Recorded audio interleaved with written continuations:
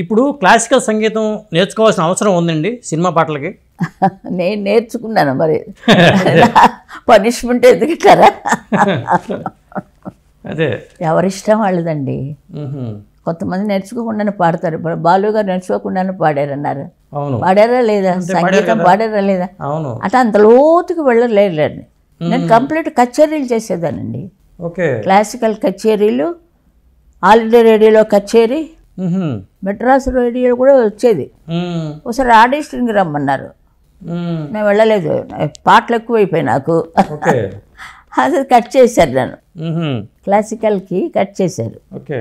వాళ్ళ రూల్స్ కదండి, India rules కదా. అట్లాగా వచ్చి బయటపడి ఏదో నాకు భిక్ష పెట్టిన తొలి భిక్ష పెండాల నాగేశ్వరరావు గారు దగ్గరుండి నాకు అన్నీ చెప్పించి, ఆయన నిజంగా మర్చిపోలేను. చాలా మంచి ఆయన, చాలా మంచి ఆయన. ఎందుకు అలాంటి వాళ్ళదంతా నాకు చూపెట్టాడు దేవుడు.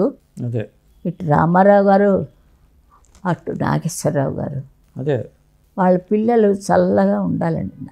ఉన్నారు వాళ్ళు. ఒకసారి దుబాయ్లో ఏదో అవార్డు ఇస్తే వెళ్ళానండి. ఫస్ట్ డే వచ్చి అరబ్ వాళ్ళది, బాలయ్య గారు వచ్చారు. అంటే ఆయన తెలుసు కదా, దొరదొరమన్నట్టు, సుశీల్ గారు మన ఇద్దరు పాడేద్దాం ఉండే అన్నారు. ఏ పాట?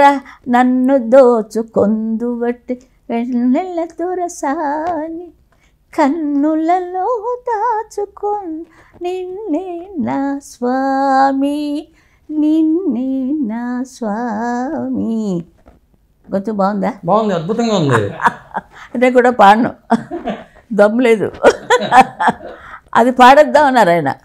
రేపు పాడేద్దాం, రేపు తెలుగు వాళ్ళదండి, మీరు రావాలి. మరి నన్ను వాళ్ళు తీసుకురావాలి కదా. బాలు గారు అన్నారా? బాలు గారు కాదు, బాలకృష్ణ గారే. బాలకృష్ణ గారే అన్నారు స్టేజ్ మీద. ఈయన ఇన్వైట్ చేశారు తమిళ్కి, తమిళ్ నన్ను చూశారు. అమ్మా రేపు పాడేద్దాం ఆ పాట, రెడీగా ఉండండి. ఇప్పటికొచ్చి అవ్వలేదు. వీళ్ళు తీసుకురావాలి కదండి నన్ను.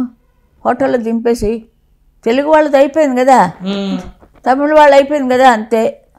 తెలుగు వాళ్ళది నన్ను ఎవరో పిలవలేదు, నేను ఉండిపోయాను. ఇప్పుడు అదొకటి ఉంది, మా ఇద్దరు పాడాలి. అంచేత 27 ఏదో పెట్టారు రామారావు గారు. ఆయన రిక్వెస్ట్ చేస్తున్నాను దీని మూలకంగా, వచ్చి పాడండి, ఇది కొరత ఉండిపోతుంది నాకు. బాలకృష్ణ బాలయ్య గారు మీరు పాడితే బాలు గారు ప్లేస్లో బాలయ్య గారు వచ్చినట్టే. అవును, అంతే కదా. చాలా తమాషాగా ఉంటుంది, పులాసాగా మాట్లాడుతున్నారు తమాషా. వాళ్ళు చాలా మంచి. అంటే సినిమా లోకం అదొక ఒక లోకం అండి, అంతే.